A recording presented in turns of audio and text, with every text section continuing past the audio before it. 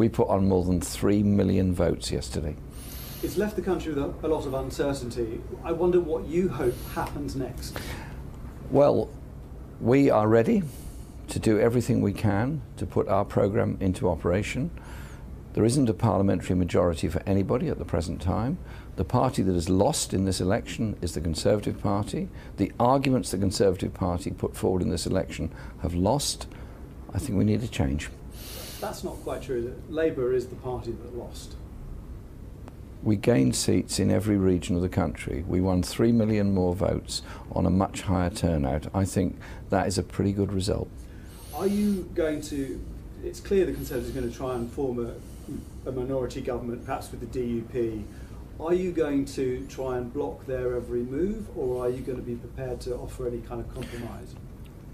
What we were elected to do was put forward a programme which is about ending austerity in Britain, is about supporting our National Health Service and Social Care Service, is about proper funding of our education service, and is about improving the lives of people in this country through protection of the triple lock-on pensions, for example. You sound like a man who's preparing to try and form the next government. Is that what you expect to do? We are ready to serve this country. That is what we fought the election for, and this is the programme we put forward in our election. But you've also said no deals, no pacts.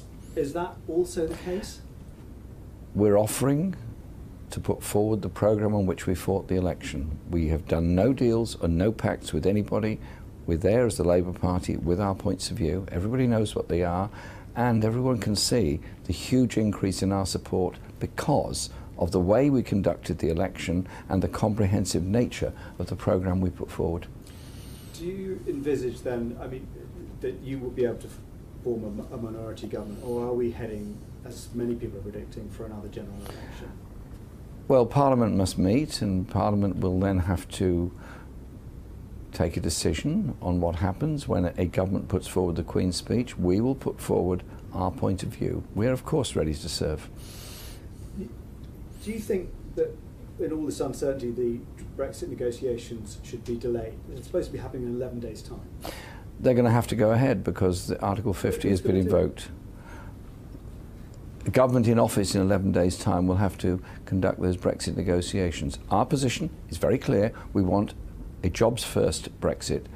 Therefore, the most important thing is the trade deal with Europe, and I would have thought perhaps a good gesture from Parliament would be to vote now to agree that all EU nationals can remain in Britain. Do you think, though, that there should be some kind of delay to Article 50 or any delay whatsoever in the negotiations? Well, that is not completely in Britain's hands. That is a decision that has to be taken by the other party to negotiations. We are ready to undertake negotiations on behalf of this country to protect jobs and have a sensible trade arrangement, tariff-free trade arrangement with Europe. Do you think Theresa May should resign? I said so last night at my own election count, that she fought the election on the basis that it was her campaign, it was her decision to call the election, it was her name out there, and she was saying she was doing it to bring about strong and stable government. Well, this morning it doesn't look like a strong government, it doesn't look like a stable government, it doesn't look like a government that has any programme whatsoever. If you can't put forward a stable government either, maybe you should resign.